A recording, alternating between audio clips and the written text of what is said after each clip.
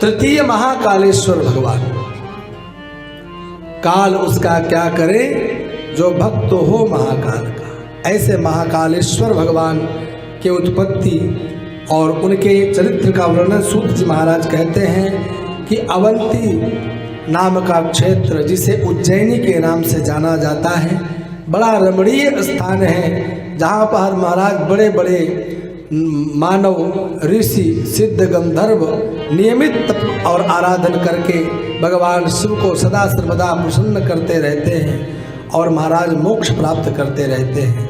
भगवान शिव को अत्यंत प्रिय वह अवंतिका क्षेत्र है, अनेक पुण्यों को प्रदान करने वाली वह क्षेत्र है। उस पुरी में अनेक ब्राह्मण रहते थे, जिसमें एक श्रेष्ठ ब्राह्मण भी था। महाराज अनेक कर्मकांड में प्रवीण, धर्मशास्त्रों का जानकार, उसका नाम था वेद प्रिय। उस वेद प्रिय ब्राह्मण के देव प्रिय, प्रिय मेधा, सुकृत और सुब्रत नाम के 4 पुत्र थे।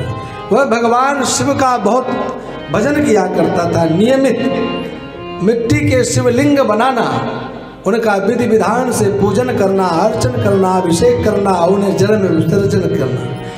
जब तक भगवान शिव का पूरी तरह से पूजन अनुष्ठान न कर ले, तब तक महाराज व्रत रहता था।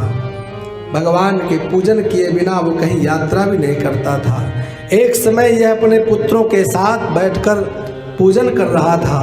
उसी समय रत्नमाल पर्वत पर एक दूषण नाम का धर्म से जो द्वेष करने वाला दैत्य था, उसने वहाँ पर धर्मात्माओं के ऊपर चढ़ाई कर दिया, पूरे नगरी को घेर लिया। हाँ, ब्राह्मण बेचारे भयभीत हुए, सभी दौड़े दौड़े आए, देखा कि वेद प्रिय ब्राह्मण स्वयं भगवान के पूजन में लगा हुआ है। चारों तरफ से उस दैत्य ने अपनी सेना को लगा दिया, पूरी उज्जैनी नगरी को घेरे हुए सैनिक खड़े हैं। आज वह ब्राह्मण भगवान के पूजा में लगा हुआ है। चारों तरफ से उसके अनुचर खड़े हैं कि हम अपने स्वामी को ये बताएं कि हमारे पूरे नगर को दैत्यों ने घेर रखा है। आवाज देते, लेकिन वह अपनी पूजा से बहिर्मुख नहीं होता है, भगवान का पूजन से टस से मस नहीं होता है।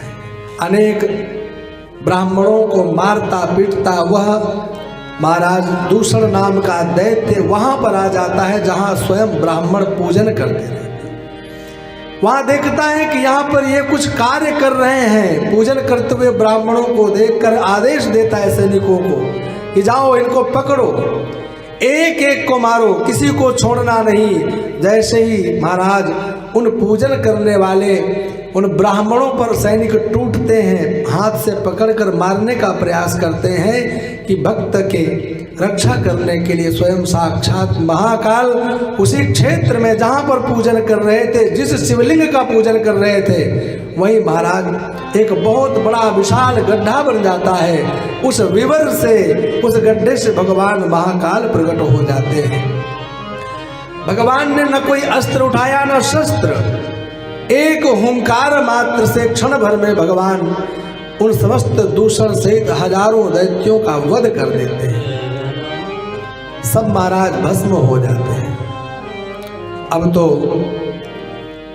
भगवान शिव के प्रति उन ब्राह्मणों के द्वारा दिव्य स्तुति होती है। उन ब्राह्मणों के द्वारा प्रार्थना की जाती, भगवान इस भूतल पर सदा सर्वदा इस स्थान पर आपका दर्शन प्राप्त होता रहे, इसलिए आप यहीं स्थित हो जाएं। वही भगवान उन भक्तों के कल्याण करने के लिए वही ज्योतिर्लिंग के रूप में प्रकट हो गए। बोलिए महाकालेश्वर भगवान की।